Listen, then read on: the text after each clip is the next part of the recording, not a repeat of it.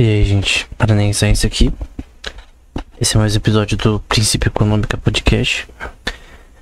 E hoje eu vou falar sobre a possibilidade, de moedas, em caso de transação, como real, dólar, ou qualquer outra, euro, enfim, se tem como elas serem totalmente privatizadas, Que aí não teria um governo central, seja um governo central da União Europeia, ou de cada país da Europa, ou dos Estados Unidos, ou do Brasil, que controlem a quantidade de moedas em circulação e que também controlem a taxa de juros, que é usada para tomar empréstimos. Quanto menor, mais fácil você consegue um empréstimo, porque os juros são mais baixos,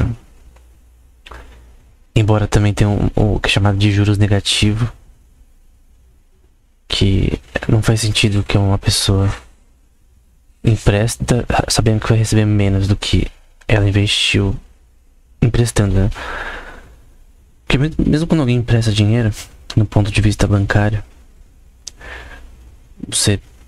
o juro serve para você ganhar algo com isso, É uma forma de você ganhar capital através de você emprestar.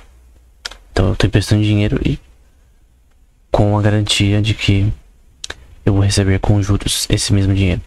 Então tinha 1.000, agora eu vou receber 1.200, e assim sucessivamente, Mas o que é essa ideia de moedas totalmente privadas? Eu tô me baseando inicialmente no último episódio que fizemos do anarcocapitalismo e também no livro acho que é melhor traduzir. Vamos ver como traduzir de uma forma mais simples. É do Friedrich Hayek, que é desestatização do dinheiro, ou desnacionalização de dinheiro, que eu vou deixar na descrição, que é um livro dele, que ele argumenta entre vários temas pela liberdade de produção de moedas do ponto de vista privado. Ou seja, não haveria um banco central ou um governo que dá o valor da moeda em si, Então ele argumenta que desde a China, por exemplo, foi onde o papel foi inventado, tinha essa questão de que você era obrigado a aceitar dinheiro de papel da China, falando entre chineses, com pena de morte se você não aceitasse. Então, meio que era obrigatório. E assim continuou na França, entre outros países da Europa, como a Inglaterra, em que o governo usava papel como forma de dinheiro, antigamente com lastro numa prata ou no ouro. Depois eles abandonaram totalmente e falaram: não, a gente vai usar papel, porque viram que é uma forma de você ter mais acesso a dinheiro rápido, de uma forma mais barata, Então o governo consegue e também empresas conseguem ter acesso a dinheiro de uma forma mais rápida. E isso era visto e é visto hoje em dia por alguns realmente como bom, porque isso cria um avanço tecnológico maior em investimentos em empresas. Isso tecnicamente não é verdade. Não é porque você tem uma taxa de juros baixa que você vai criar um boom econômico eterno. Pelo contrário, grandes recessões, que é crises econômicas em que as pessoas não conseguem gastar mais dinheiro como elas queriam, Porque elas têm que... Quando tem uma recessão, as pessoas guardam dinheiro, porque elas estão com medo de que hajam problemas, elas não tenham como lidar com os problemas financeiros atuais no futuro, Normalmente uma recessão também vem também de uma visão pessimista do sistema bancário, uma visão pessimista do futuro da economia. As pessoas tendem a guardar mais do que investir. É bom que as pessoas guardem dinheiro, porque isso permite que o banco tenha mais acesso a crédito, empréstimos, e ele consiga emprestar e usar esse dinheiro que foi depositado como forma de investimento,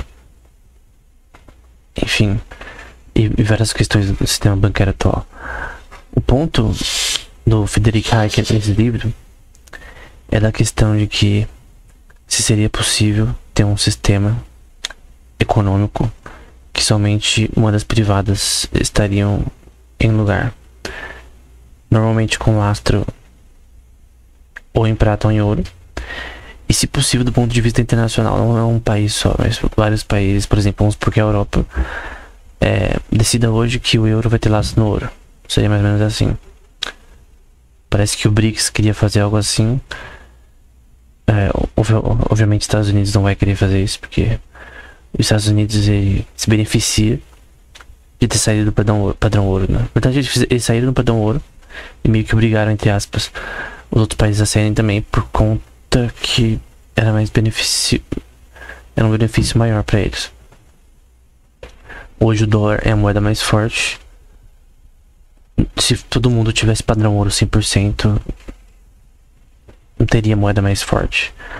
Alguém pode dizer que a moeda fiat ela cria uma competitividade entre países, uma competitividade orgânica, em que a moeda que vale mais é aquela daquele que produz mais, daquele que é visto como tendo uma moeda superior. Isso em parte é verdade, mas isso não é. Isso parece ser bom no curto prazo para o país que tem as moedas fortes. Então o euro tem uma moeda forte, o dólar tem uma moeda forte, mas a maioria dos países, ou dos outros países, não tem. Principalmente porque a gente não tem uma taxa de câmbio fixa, né? O que é taxa de câmbio? É a taxa para conversão de moedas, né? E tem países que tentaram já falar: ah não, todo dólar que entrar aqui a gente vai pôr uma taxa de câmbio alta para não entrar dólar aqui, porque a gente quer valorizar nossa moeda. O que não funciona. Fizeram na Argentina por um tempo. Controlar a taxa de câmbio não funciona. Eu concordo que a taxa de câmbio tem uma questão do mercado, de como funciona. O problema é que vamos partir do pressuposto que a gente não precisa destruir a moeda estatal dos países, mas que a gente poderia criar uma taxa de câmbio fixa. Esse aqui seria um dos exemplos entre as moedas, para que não tenha uma força maior entre elas, né? Então, de o dólar ser maior que o outro. Porque, por exemplo, o meu poder de compra com reais no dólar é muito baixo, você concorda? Então, às vezes, depende, porque muitos produtos às vezes saem mais baratos, mesmo com o dólar estando alto em relação ao real, do que comprando aqui, por questões de eficiência de produção. Porém, quando eu tenho dólares, principalmente quando há uma valorização em relação ao real, que aconteceu nos últimos anos, né? Hoje está em 5, mas antigamente estava em 3, em 2. Meu poder de compra com essa moeda diminui, né? Isso obviamente é um problema, porque várias questões de importação e exportação, obviamente o dólar se beneficia, os Estados Unidos se beneficia dessa relação que é feita organicamente por aquele que produz mais, que é mais eficiente. O que eu não nego que os Estados Unidos e é uma moeda que é bem vista atualmente, obviamente. Mesmo que algumas pessoas tentam, alguns grupos de países como o BRICS queiram destruir o dólar, é bem difícil fazer isso. Porém, como eu disse, isso é ruim para os outros países, porque você tem uma diferença com relação à taxa de câmbio e ao valor das moedas em relação à sua moeda estatal, que faz certas transações ficarem meio complexas, né? Então, um serviço que você pagaria 10 dólares e lá seria, com relação ao salário de lá, barato, aqui seria muito mais caro se o dólar vale 5 reais, né? São 50 reais. E obviamente isso diminui o seu poder de compra nos Estados Unidos. Obviamente para quem investe em dólar isso é bom, porque você conseguiu no passado talvez uma valorização. Obviamente comprar hoje em dia não seria muito sábio, mas no passado quem comprou valendo 2, 3 e fez essa transição mantendo seu investimento até crescer o valor, ganhou muito dinheiro, né? Então, se alguém investisse 1 milhão de reais, né? Pra comprar dólares há 18 anos atrás e pegar esse investimento agora, obviamente seria interessante. O ponto é que um dos problemas da moeda fiat, da moeda estatal, ela tem essa problemática que é nova, é recente, em moedas fiat, né? Moedas que é papel, que não tem lastro em ouro, não tem lastro em prata, que você cria uma taxa de câmbio desregulada, né? E que obviamente tira o poder de compra de muitos países, o que não acontecia antes e que é um problema hoje em dia. Você tem uma supremacia de uma moeda sobre os outros países, que é sim orgânica, mas ainda assim prejudicial aos outros países. Então creio que se todo mundo adotasse, né, o padrão ouro 100%, tipo, sei lá, se tivesse 10 dólares, todos aqueles 10 dólares tinham um valor em onças de ouro, né? Ainda é papel, ainda é dinheiro digital. Tira da sua cabeça que tem a ver só com dinheiro físico, mas com lastro. O lastro é que tem base no valor. Então, por exemplo, se um país ele tem capital de 1 trilhão de dólares, por exemplo, ou de reais, não importa. Vamos vender em dólar. Vamos supor que um país tem 1 trilhão de dólares. Obviamente tem mais que isso, mas vamos supor que tem 1 trilhão. Esse 1 trilhão com uma base 100% em ouro, cada unidade de dólar valeria um tanto de onças de ouro. Se você fizesse 50% do valor do ouro, né? Seria no caso, esse 1 trilhão seria 50% com lastro, com base no objeto físico do ouro. Então, num 100% eu tenho que ter fisicamente ouro guardado em que se baseia o meu dinheiro. Se um banco não tiver, um banco central, por exemplo, não tiver esse número de ouro, ele não tem capital de verdade. Num sistema 100% com lastro no ouro, né? Eu não creio que teria que ser necessariamente 50%, ser 100%. Eu creio que 50% pra cima já tá bom. É melhor do que zero. É melhor do que uma moeda fiat sem valor. Além de ter reservas fracionárias maiores, né? Em vez de ter bancos que tem 0% do que as pessoas depositam neles, ter mais de 50% também. Se possível, mais de 65%. Por quê? Porque isso cria menos problemas com relação à expansão de crédito e de criação de dinheiro falso sem estar baseado em capital. Porque ter laço no ouro é importante, ou prata, porque você tem algo físico que prova que você gerou valor.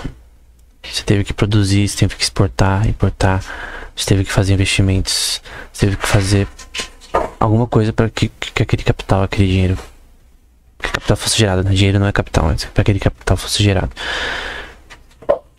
Mas será que seria possível ter moedas apenas privadas que não fossem feitas pelo governo? Obviamente Hayek fez esse livro, escreveu esse livro há muito tempo atrás, antes de 2009, antes do nascimento da Bitcoin e de outras criptomoedas que agora estão fortes, né? Eu já falei bastante sobre esse tema, tanto em livro quanto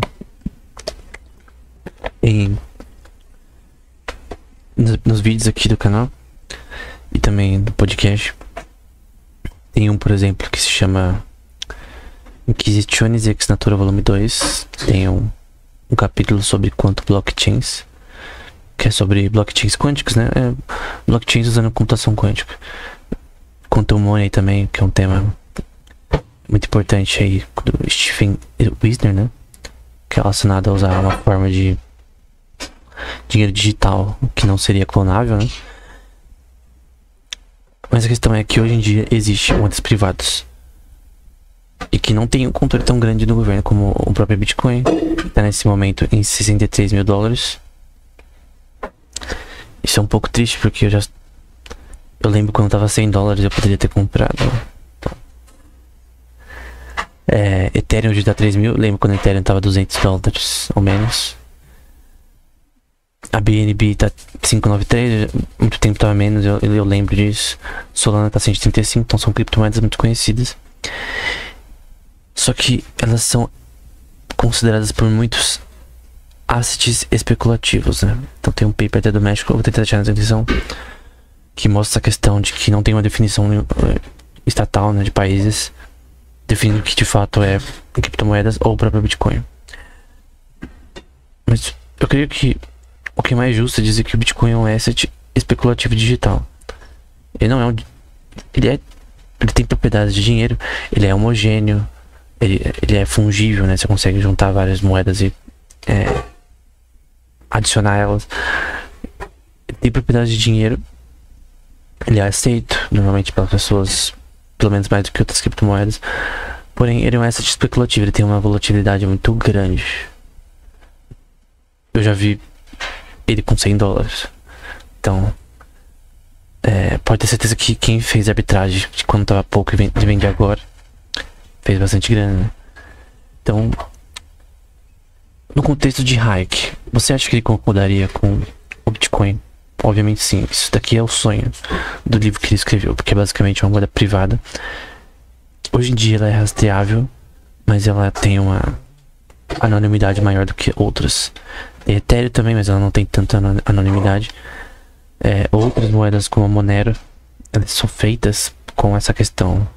Até se você pegar a Monero que você altera a timestamp dela, também é extremamente difícil de você traquear, né? Empresas como a Chainalysis não conseguem hackear certos tipos de Monero da forma de transações, dependendo do que for. E no momento não tem tanto controle do governo sobre essas moedas, né? Mas também tem as moedas estáveis, né? Stablecoins, como a Tether, que é $1 e não muda de valor. E a USD Coin também, que está aproximadamente $1. Que lá no caso tem lastro, obviamente, no dólar. Então, uma moeda virtual é uma criptomoeda. Ela tem propriedades de criptomoedas. Porém, uma coisa das criptomoedas que é muito importante é que cada uma tem um conjunto de protocolos que é muito absurdamente diferente uma da outra. Então, do Bitcoin pro Ethereum é comparar o céu com a Terra. Tipo, é muito diferente mesmo. A Tether, por exemplo, tem laços no dólar. Mas poderia ter uma moeda facilmente criada com lastro no real, com lastro no qualquer outra moeda. Tem moedas que são feitas por meme, tem moedas que... O Dogecoin, por exemplo, ela tá valendo 0,14 centavos. É uma moeda que quase é um meme. Mas... as pessoas compram, as pessoas usam. Então, o que vale realmente também para uma propriedade do que dinheiro de fato é o que as pessoas consideram que tem valor. Então, porque o Bitcoin tem valor? Porque as pessoas começaram a usar e gostam de usar por várias razões. E por isso que ela tem valor. Até bancos fazem transações aí grandes. Eu vi até o Itaú fez transações de criptomoedas recentemente com outro banco. Enfim, é uma forma de você não armazenar dinheiro, nem investimento. Esquece que Bitcoin é investimento. Tem pessoa que faz e ganha, não importa, mas o objetivo do Bitcoin nunca foi ser uma forma de investimento. Sempre foi uma forma de fazer transações de forma descentralizada. É isso. Tem a Cardano, tem a Avalanche, tem a Tron, Wrapper de Bitcoin, que é uma forma de Bitcoin diferente, né? Que tem $62 mil atualmente. É que algumas elas usam o que é chamado de Bitcoin bridges, né? Que tipo são pontes entre blockchains, pontes entre criptomoedas, né? Essa Wrapper de Bitcoin é um exemplo de uma forma disso. Tem a Bitcoin Cash, que tá valendo $462. Enfim, tem muitas criptomoedas, né? A questão é que o objetivo é uma forma de transações. Cada criptomoeda tem seus objetivos, tem o seu protocolo, e são muito diferentes, e são criadas por entidades privadas. Algumas tá tendo alguma regulação, outra do governo, mas muito pouca. O governo ainda tá estudando porque é uma coisa muito diferente para eles, né? Que tá indo no tradicionalismo, creio que daqui a alguns anos isso vai mudar. A Monero, por exemplo, tá em $124, né? No passado tava muito menos. Mas é uma forma de transações. Esse é o objetivo de criptomoedas. Não pense que nem as pessoas vão fazer vídeo no YouTube ou fazer cursos ensinando como investir em criptomoedas. Criptomoeda não foi feita para isso. A maioria das criptomoedas não foi feita para isso. Ela é feita como uma forma de transações diferente. Esse é o objetivo central, né? Você não pega pra armazenar. Tem pessoas que armazenam, não tem nenhum problema, mas uma coisa é certa, se o governo brasileiro tivesse comprado 1 milhão, não, 100 milhões, 500 milhões em criptomoedas há uns anos atrás, ele teria feito um bom investimento, mas bem que ia ser bastante dinheiro no mercado, mas realmente seria um investimento bom, né? Então tinham várias oportunidades que alguns governos poderiam ter feito com relação ao investimento de criptomoedas, né? Não a mineração, mas mais a investimentos, mas enfim. Cada moeda tem seu protocolo, os protocolos são bem diferentes, como eu disse. Tem as suas relações diferentes entre elas. A questão é que o que o Hayek diz no livro dele é basicamente o que a gente tem hoje. Um sistema privado de moedas, que no caso são virtuais, que muitas delas, outras não, são descentralizadas, algumas o próprio governo pode criar. Esse é o legal, até o governo pode criar uma moeda, e isso é bom até pra ele. Então seria legal ter uma moeda brasileira do real, que seria uma criptomoeda, que nada mais é do que uma forma de transações virtuais que poderia ter uma centralização maior se o governo quisesse. Então tem como você sim controlar a blockchain para você fazer um sistema mais controlável, né? Como é a Tether, o ST-Coin. Muitas moedas são associadas a jogos, são associadas a memes, a ideias, enfim. E cada uma tem protocolos que cada empresa produz.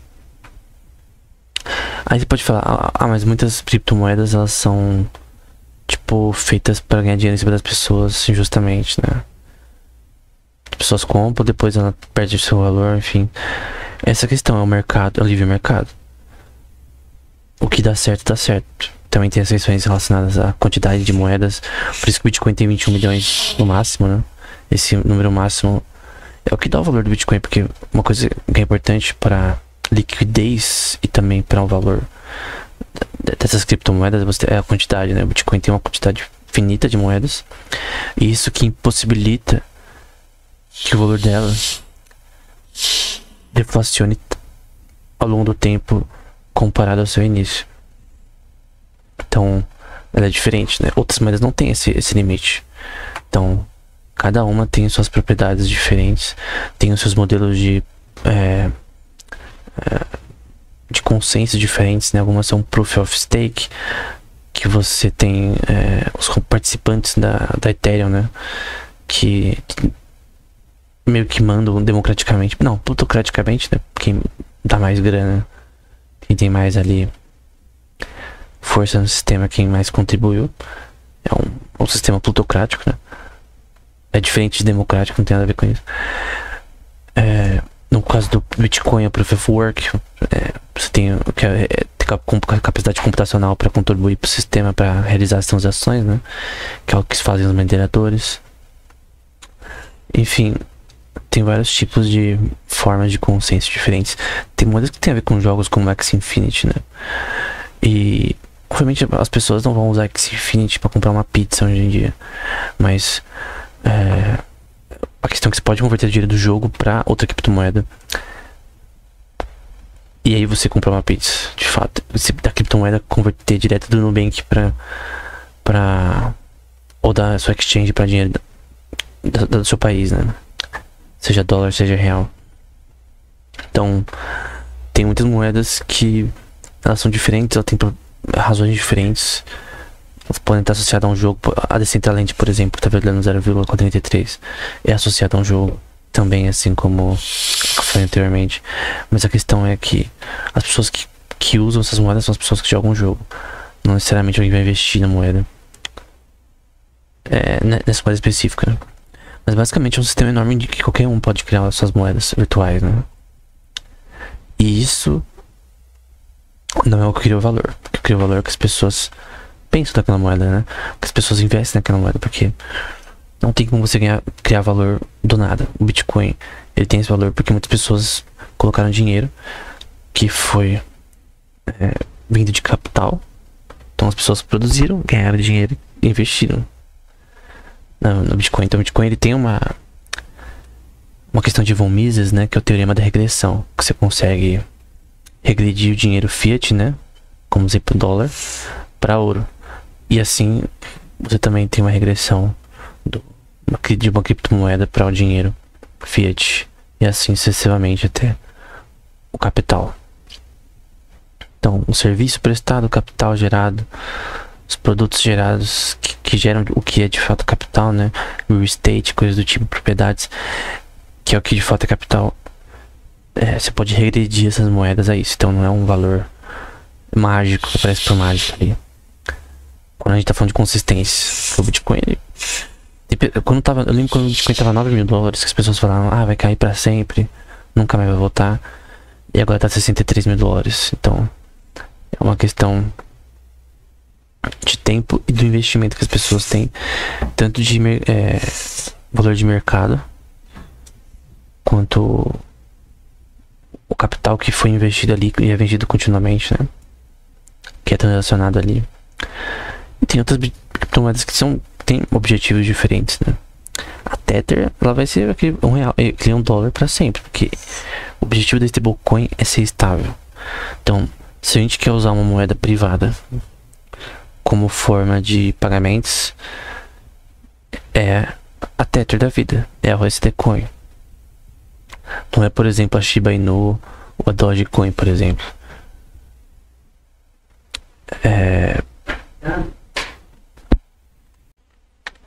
Então, a questão é o que acontece nesse mercado que Hayek sugere, né? Esse mercado em que não haveria moedas estatais, né? Só privadas. A questão é como acontece nas criptomoedas. Aquelas que as pessoas decidissem usar mais, investir mais. Aquelas que as pessoas achariam melhor seria a que contém mais valor, é que seria de fato usada. A verdade é que o que nunca foi tentado ainda, porque todos que a gente falou até aqui são questões práticas, mas o que não foi tentado ainda é a questão de usar na prática uma criptomoeda sem lastro no real, mas com talvez lastro direto no ouro, como forma de pagamentos, de uma forma que as pessoas usem com frequência, que se torne uma moeda conhecida e usada e privada totalmente, né? Tem até, se você procurar no Google cryptocurrencies with um valor no ouro, né? Deixa eu pegar aqui. Tem algumas que normalmente estão em fundos que dizem, né? Porque tem essa questão que pode ser mentira, né? Quantas vezes já falaram de tipo, você investe em ouro com relação a um banco ou a uma instituição, aí você vai ver, os caras não tem o ouro que você tecnicamente deveria ter lá, né? Isso seria tipo reserva, entre aspas, financeira, no caso seria estelionato, né? Mas a questão é, tem aqui algumas criptomoedas que tem base no ouro, lastro, né? Então tem, por exemplo, a Tether Gold, que dizem que dá a possibilidade de investidor investir em ouro, né? Físico, né? Porque tem que ser físico, né? Ouro virtual, né? Ouro num jogo. Digix Global, para aqueles que querem investir em ouro físico, mas não pode armazenar ele, né? De novo, eles têm que ter essas barras físicas na instituição, e às vezes não tem como você verificar isso. A Paxos Gold, né? Que também é a mesma coisa, em Singapura. Gold Coin. Tem a Perch Mint Gold Token. Tem a Meld Gold, feita pela Algorand, né? Que é uma criptomoeda bem conhecida. E a Aurus Gold, né? Então, se eu pesquisar aqui Meld Gold,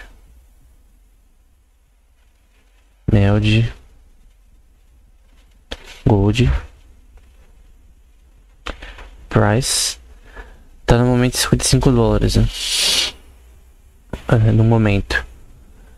Então, a questão é, não é só porque tem lastro no ouro que as pessoas vão ver valor que vai ser transacionado. A questão é quem que dá realmente. O que é o principal para uma moeda ser usada bastante? É que esteja disponível. E nem todas estão disponíveis facilmente para o público, né? Então, no caso de Hayek, a questão é, ele até sugere junto com, ele cita, né, o Friedman, né, que talvez essas moedas privadas poderiam existir mesmo quando moedas fiat atuais do governo, né? Então, existiam as moedas privadas como já existem, no caso do Bitcoin e outras moedas, mas você ter moedas que são usadas com, na minha opinião agora, né, com mais disponibilidade, que a gente não tem ainda. Então não importa que uma criptomoeda tenha lastro no ouro, a questão é disponível, as pessoas podem usar ela facilmente. Tipo, elas podem pegar um aplicativo, comprar essa moeda, porque no caso você tá comprando a moeda, né? Tipo, a gente não compra reais, a gente ganha em reais. Então seria diferente se o salário fosse pago com essa moeda. Então o que a gente tem aqui são moedas privadas, criptomoedas, que tem uma relação intrínseca de regressão com moedas fiat e com capital. Porque a moeda fiat ela faz a regressão para ouro, para capital, não importa. O ponto é, vamos supor um ponto de vista mais radical, vamos supor que o governo, todos os governos achem que moedas privadas são melhores, o que é impossível que ele ache, mas vamos supor que ele ache. Então vamos supor que todo mundo agora só tem moeda privada. Qual que a gente usa no Brasil agora?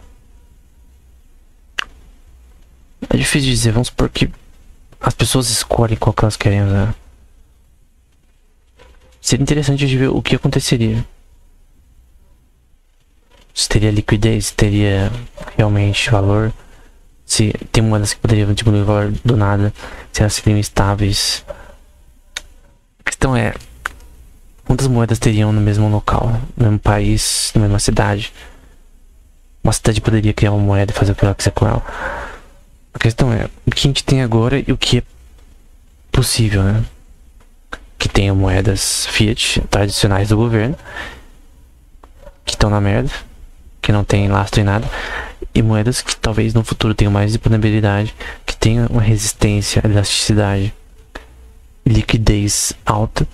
Porque, por exemplo, se eu comprar uma criptomoeda com lastro no ouro, que não tem nenhum ouro por trás, que os caras estão mentindo pra quem tá comprando a moeda, vamos supor que eles mostram no site deles foto de ouro, vídeo, mas não é.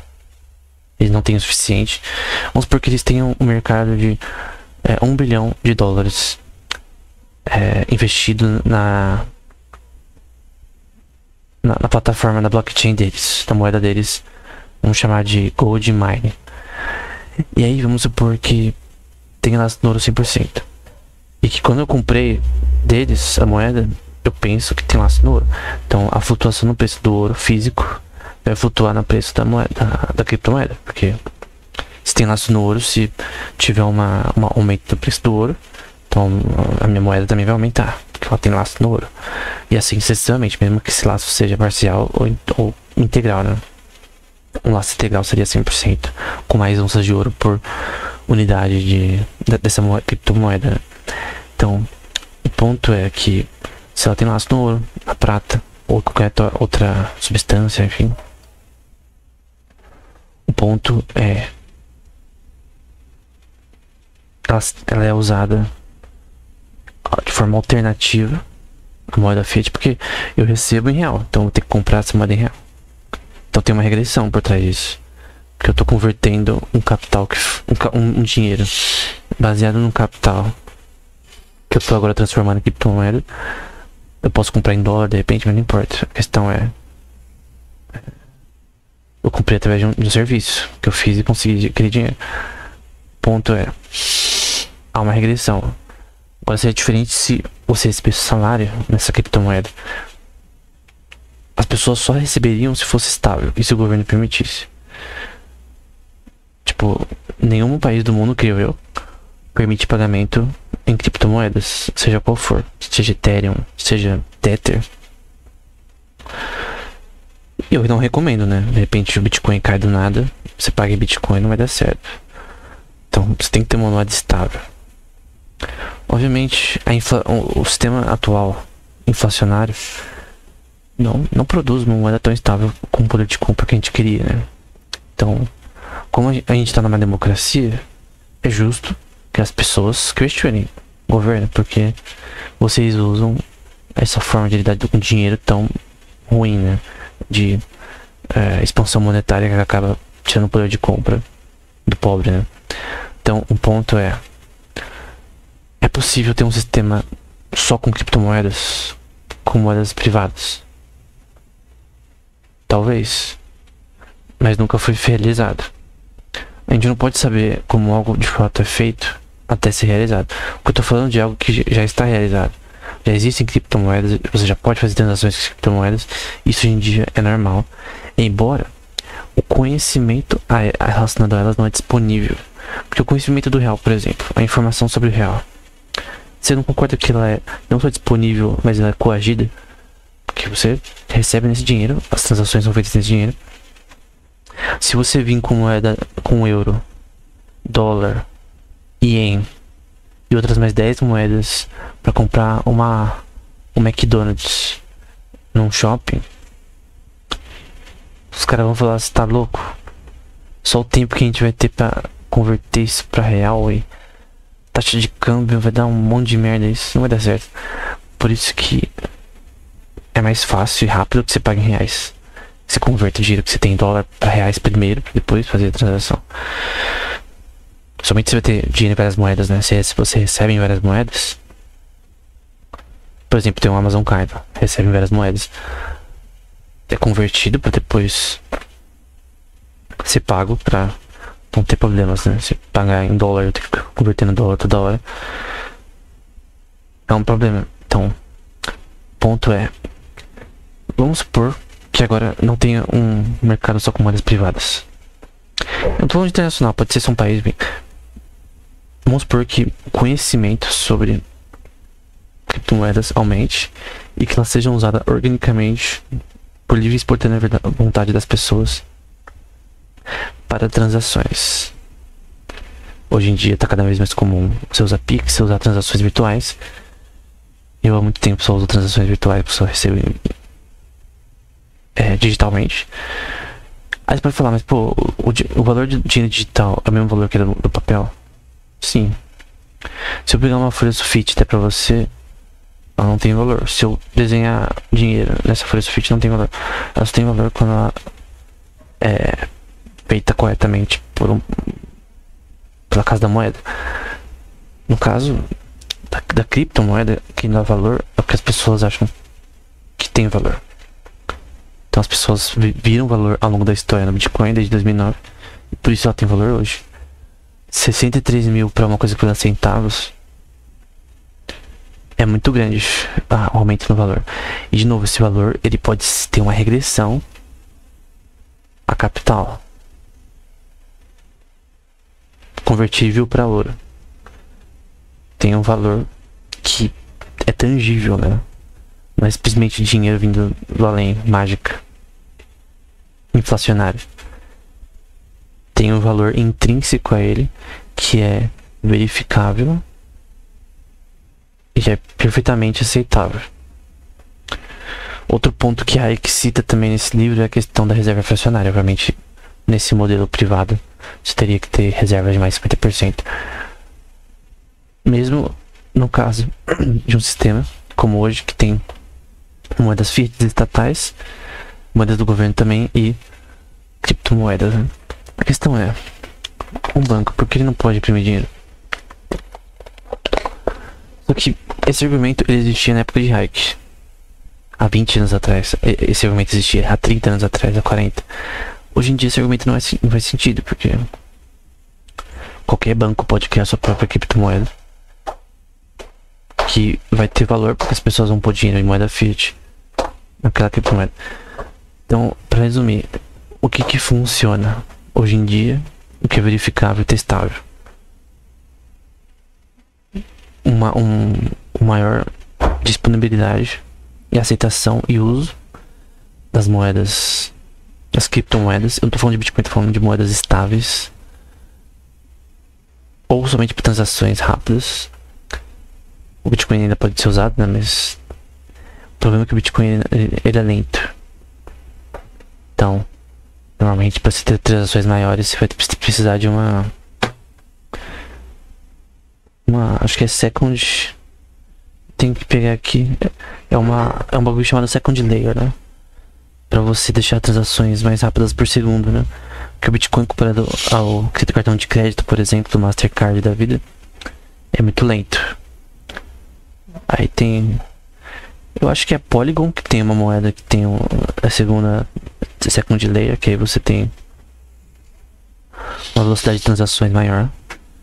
Então você pode fazer vários tipos de moedas que tem tanto capacidade de transação maior, capacidade tanto como cartão de crédito, coisa do tipo. Porque as transações de dinheiro elas são quase imediatas. As possibilidades de transações que os aplicativos permitem, né?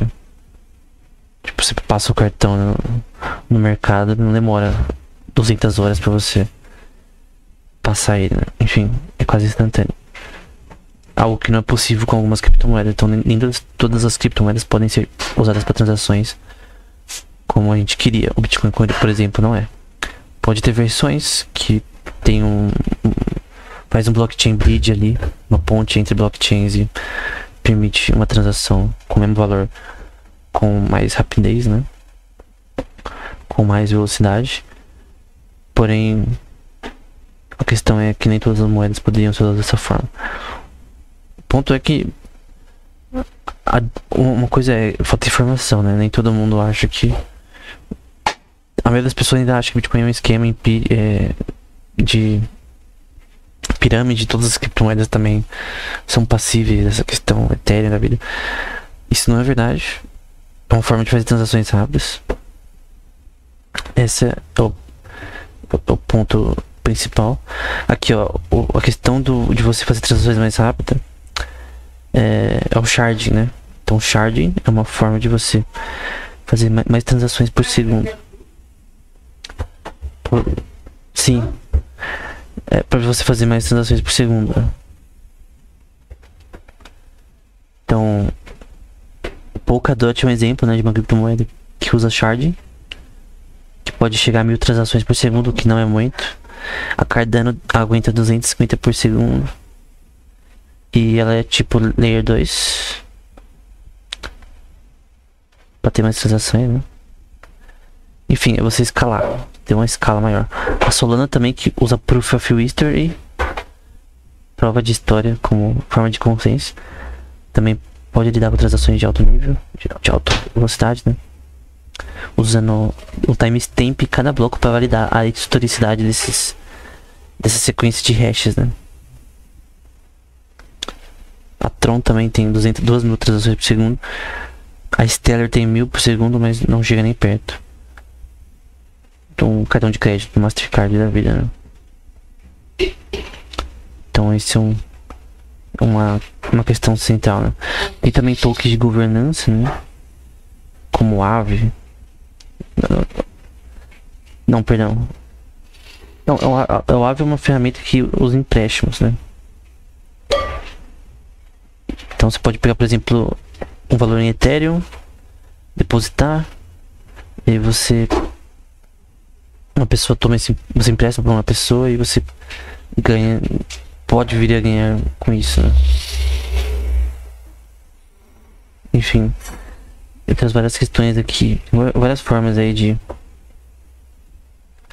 sistemas de protocolos diferentes, variados de criptomoedas, né?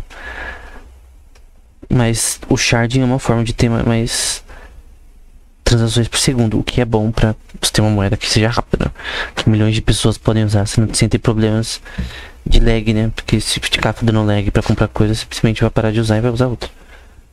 Então, essa é uma parte importante. Então, eu creio que o que Hayek falou é muito contemporâneo ainda, porém, se ele tivesse vivo até a época das criptomoedas, talvez ele falaria disso de uma forma mais interessante. Eu creio que vai ser impossível que o controle do governo sobre o dinheiro acabe. Então, o que a gente tem que é verificável e que é fácil de obter, mais a disponibilidade de criptomoedas e de ser um sistema de transações com moedas privadas de forma maior. Assim como a moeda estatal, ela não tem um valor intrínseco a ela. Então, o valor do real é dado por ser uma moeda nacional. As pessoas recebem nisso e fazem transações com isso, então você usa e acabou. Mas o valor que tem não é da moeda em si, do papel. O governo também não dá valor à moeda. E quando o governo ele imprime muito dinheiro, ele acaba deflacionando sua moeda, o valor da sua moeda. Então, no caso das criptomoedas, você tem uma liberdade maior de expansão de diferentes protocolos, ideias que podem vir a gerar valor. Porém, como eu disse, tem essas questões de sharding, camadas layer 2 para ter mais transações por segundo, mas não é comparável ao cartão de crédito que a gente tem hoje, coisa do tipo. Então, a gente tem que ver no futuro, até que criptomoedas tem que buscar isso, ter o maior número de transações, conseguir competir com as moedas atuais, conseguir trazer informação e disponibilidade em aplicativos, em bancos, sistemas bancários, do uso de criptomoedas para fazer transações, que, se possível, que tenha uma descentralização. Algumas não vão ter descentralização, nada impede o governo de fazer uma criptomoeda, então vão ter moedas que são mais centralizadas. Isso é totalmente possível pelos diferentes modelos de consenso, né? Mas obviamente o ponto é que são moedas, muitas delas, a maioria delas privadas, tem diferentes formas de consenso, o que pode gerar valor de forma diferente, o que pode também não fazer que seja tão útil do ponto de vista de transações. Então, por favor, que, por exemplo, nunca vai dar certo para fazer transações pelo menos até hoje eu não vi uma forma de fazer transações muito rápido, porque o Bitcoin é lento, porque é Proof of Work, demora para o minerador validar as transações. Então, por isso que o Bitcoin é legal como essa de especulativo, também como uma forma de armazenar dinheiro. Não tanto, mas quem armazenou no passado com certeza está feliz do resultado. Quem comprou 1000 bitcoins quando tava $10 tá rico, literalmente, hoje. Se esperou até agora para vender, né? A questão é, a arbitragem tem a ver com vender na hora certa, né? Não é que Bitcoin é uma pirâmide, que você não compra e vende na hora certa. Então, isso significa, isso se chama ignorância, né? Não tem nenhum problema ser ignorante, porque ninguém sabe qual o preço do Bitcoin vai ser amanhã. Porém, é isso que define o mercado de investimentos.